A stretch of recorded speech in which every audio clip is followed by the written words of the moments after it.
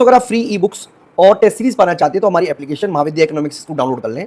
यहाँ पर आपको UGC NET, PGT economics, assistant professor, CUET PG economics, economics optional, B economics, M economics जैसे 250 से अधिक कोर्स मिलेंगे। अब आप अपने घर बैठे हमारे हार्ड कॉपी नोट्स भी मंगा सकते हैं। नमस्कार दोस्तों अगर आप Indira Gandhi national open university से BCC 109 की तैयारी कर रहे हैं तो आपको यूनिट 5 है आपका इंटर टेम्पोरल चॉइस 1। इसके अंदर आपको कुजनेट पजल्स के बारे में पढ़ना है जो कि आपका 5.2 है। इस वीडियो के माध्यम से मैं आपको कुजनेट पजल के बारे में डिस्कस करने वाला हूं।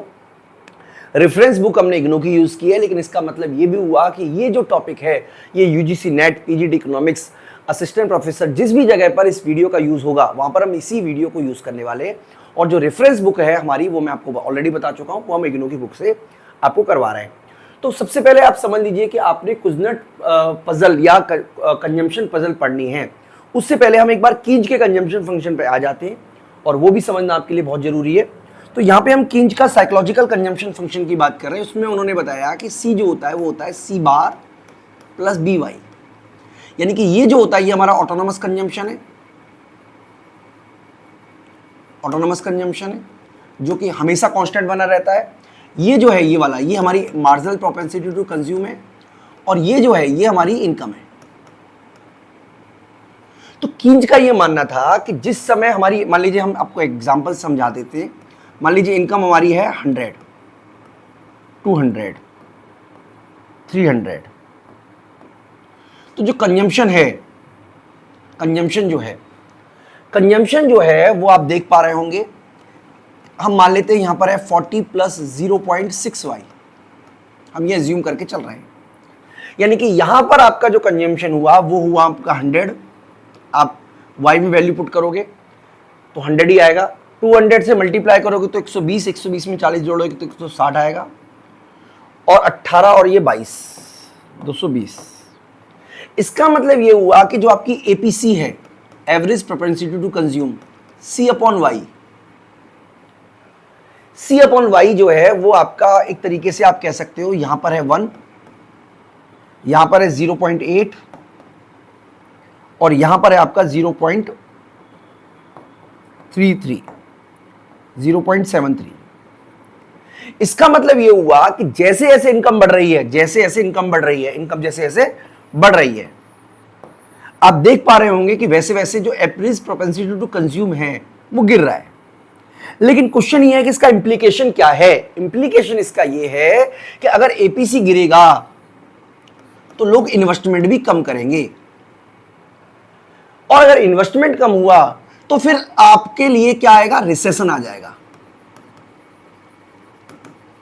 यानी कि जैसे जैसे लोगों की इनकम बढ़ती है वैसे वैसे रिसेशन की प्रोबेबिलिटी बनी रहती है। बेसिकली कहने का मतलब ये हुआ जैसे जैसे इनकम बढ़ेगी आपका कंजम्पशन तो बढ़ेगा लेकिन उसके कंपैरिजन में कम बढ़ेगा जो इतनी इनकम बढ़ी है।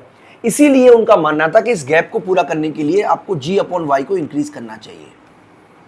बेसिकली फंडा ये है जो मैंने आपको समझाया। लेकिन जब सेकेंड वर्ल्ड वॉर हुआ तो ये वाला जो थ्योरी है ये फेल हो गई, और फेल होने की वजह से ही एक नई थ्योरी डेवलप हुई जिसको नाम दिया गया कुजनेट पजल, जिसके बारे में हम इस वीडियो में डिस्कस करने वाले हैं। बेसिक आप समझ लीजिए कि जैसे जैसे आपको इनकम बढ़ रही है, कंजम्पशन बढ़ तो रहा है लेकिन कंपैरेटिवली कम बढ़ रहा है। तो टॉपिक पे वापस आ जाते हैं। बेसिकली हमने आपको बताया, जो हमने आपसे डिस्कस किया, कि जो केंज का कंजम्पशन फंक्शन है वो ये मान के चलता है कि मार्जिनल प्रोपेंसिटी टू कंज्यूम हमेशा 0 से 1 के बीच बनी रहती है। यानी कि इनकम जो बढ़ती है उसके कंपेयर में कंजम्पशन बढ़ता तो है लेकिन इनकम बढ़ने से कम बढ़ता है। दूसरा उनका मानना था कि जो एपीसी होता है इनकम बढ़ने के साथ साथ वो फॉल होती है, यानी कि जैसे जैसे इनकम बढ़ती है वैसे वैसे आपकी average propensity to consume fall होती है। इतनी बात मैं उम्मीद करता हूं आपको समझ में आ रही होगी। लेकिन जब वर्ल्ड वॉर सेकेंड हुआ तो वर्ल्ड वॉर सेकेंड ने ये एक्सपीरियंस किया कि भाई हमारे को लॉन्ग डिप्रेशन आना चाहिए, जिस तरीके का उन्होंने अप्रोच किया। लेकिन वास्तव में वो इस तरीके का लॉन्ग डिप्रेशन आया नहीं, जिसकी वजह से एक नई थ्योरी डेवलप करने की जरूरत पड़ी। जैसा कि यहां पे लिखा हुआ है, during world war second economist predicted that economy would experience a long depression of indefinite during unless government expenditure increase at faster rate than the aggregate income. यानी कि गवर्नमेंट की इनकम के जिस रेट से गवर्नमेंट की income बढ़ रही है, अगर गवर्नमेंट एक्सपेंडिचर उस रेट से ज्यादा नहीं बढ़ेगा तो इकोनॉमी को एक बहुत बड़े डीप डिप्रेशन का सामना करना पड़ेगा। इसी को सेकुलर स्टैग्नेशन हाइपोथेसिस बोलते हैं। सेकुलर स्टैग्नेशन हाइपोथेसिस बेसिकली ये बताने की कोशिश करता है कि अगर कंजम्पशन इनकम बढ़ने से कम बढ़ रहा है तो इकोनॉमी में धीरे धीरे करके रिसेशन आएगा ही आएगा। बेसिकली ये इसका मतलब है। तो इस इक्वेशन के थ्रू उन्होंने समझाने की कोशिश की है, मैं आपको समझा देता हूं इक्वेशन क्या बताने की कोशिश कर रही है। मैं यहाँ पे बता देता हूँ आपको एक और पेज लेके। इक्वेशन उन्होंने ये बताने की कोशिश की है कि हम जानते हैं कि y किसके बराबर होता है, c प्लस आई प्लस जी के। अब हम इसको y से डिवाइड कर दें सभी को, तो इसको हम लिखेंगे 1 जो किसके बराबर होगा, स्मॉल c के। ये किसके बराबर होगा, स्मॉल आई के। और किसके बराबर होगा, स्मॉल जी के। यानी कि ये जो c है ये किसको दिखा रहा है, एपीसी को दिखा रहा है। ये जो स्मॉल आई है ये किसको दिखा रहा है, इन्वेस्टमेंट टू इनकम रेशो, यानी कि इनकम का कितना परसेंट इन्वेस्टमेंट किया जाता है। और जी दिखा रहा है गवर्नमेंट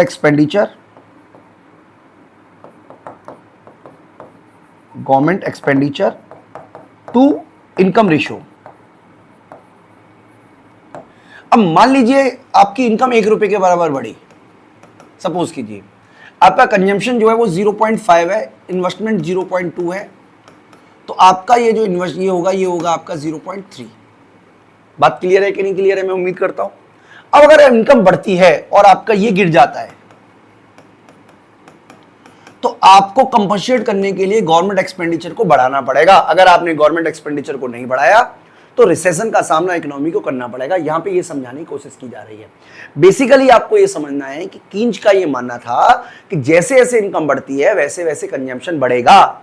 ये थ्योरी जो है वो बाद में जाके फेल हो गई। और इसको समझाने के लिए बेसिकली अगर एपीसी बढ़ती है और साथ साथ ये बढ़ता है, एपीसी और इन्वेस्टमेंट इनकम रेशियो अगर राइजिंग करते हैं, अगर राइजिंग नहीं करते तो इकोनॉमी को रिसेशन का सामना करना पड़ेगा। ऐसा बनना था कीन्च का। अदरवाइज क्या करना पड़ेगा, या तो गवर्नमेंट एक्सपेंडिचर बढ़ाओ, इतनी बात तो आपको समझ में आना ही चाहिए।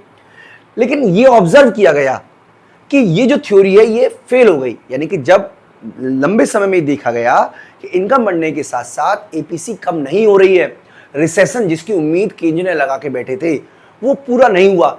इसीलिए ये जानने की कोशिश की कुजनेट ने कि आखिरकार ऐसा क्यों होता है कि भाई इनकम बढ़ने से कंजम्पशन कम नहीं हुआ, एवरेज प्रोपेंसिटी टू कंज्यूम क्यों नहीं कम हुई।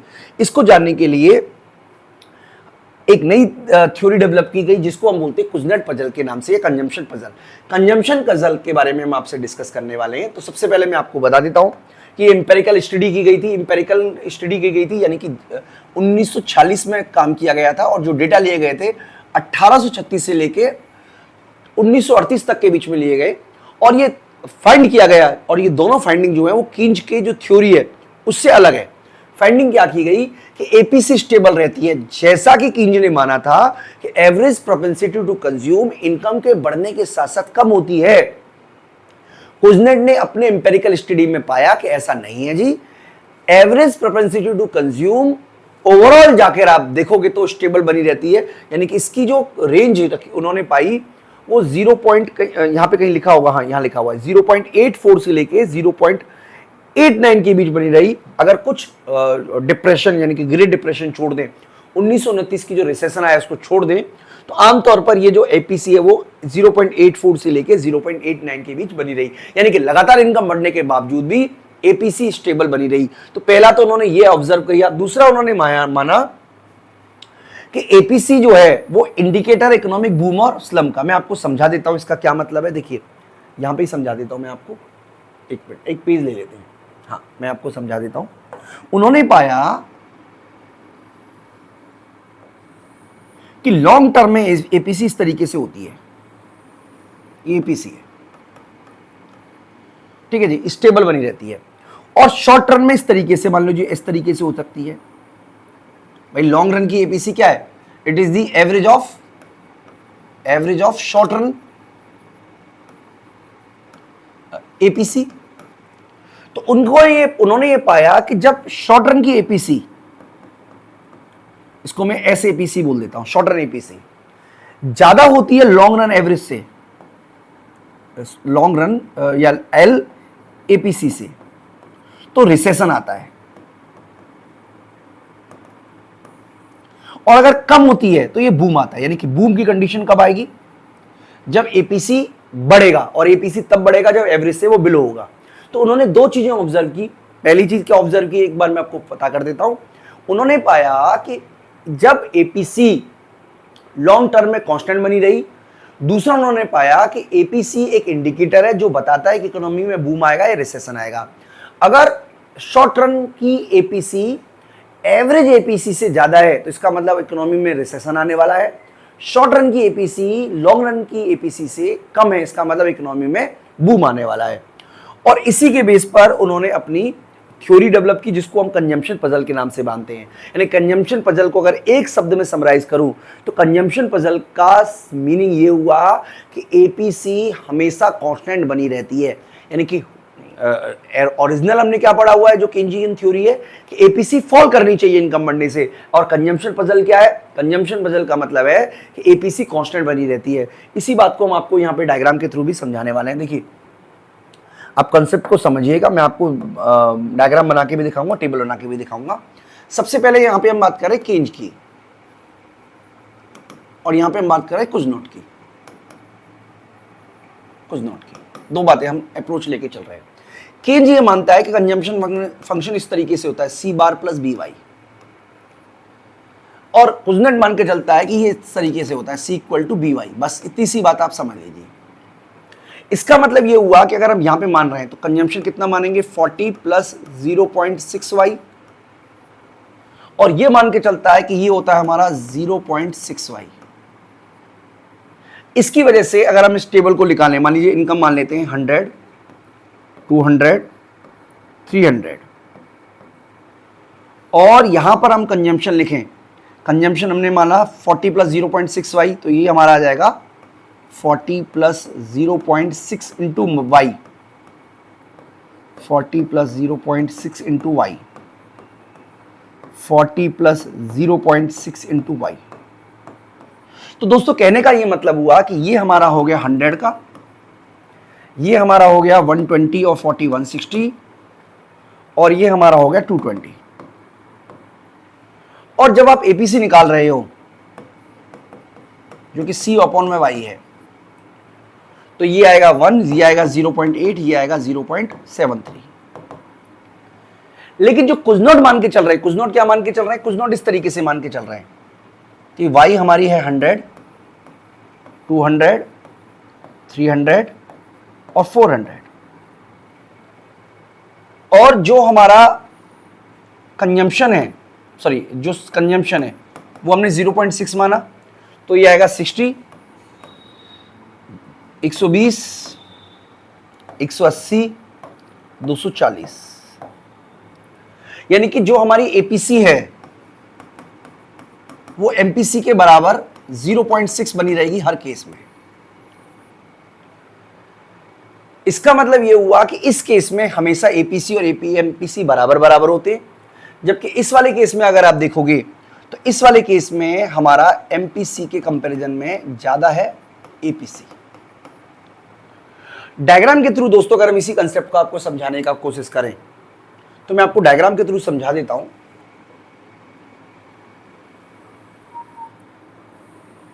ये हम इनकम का डायग्राम ले रहे हैं जो कि 45 डिग्री एंगल पर है,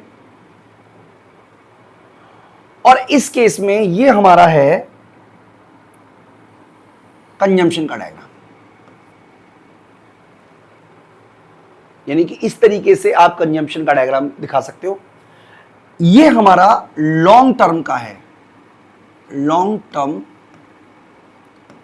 कंजम्पशन फंक्शन।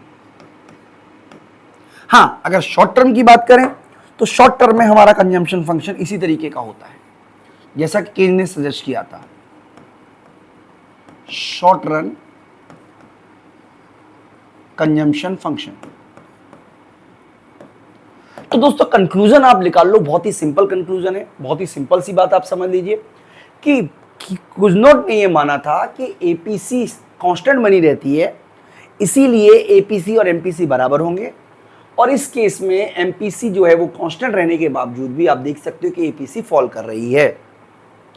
यहां से कुछ की फाइंडिंग्स की भी हम चर्चा कर लेते हैं। तो ये तो दोस्तों समरी है कि इनका कंजम्पशन फंक्शन कहता है कि शॉर्ट रन का फंक्शन है और जो कुछ नॉट है वो लॉन्ग रन कंजम्पशन फंक्शन है। की फाइंडिंग की बात कर लेते हैं। तो सबसे पहले आप याद रखिएगा कि शॉर्ट रन में एपीसी फॉल करेगा और एमपीसी एपीसी से कम होगा, जो कि मानना है कींज का। लॉन्ग रन में एपीसी कांस्टेंट रहेगा, यानी कि एपीसी एमपीसी बराबर रहेंगे, जो कि कींज की बात को विरोध करते हैं।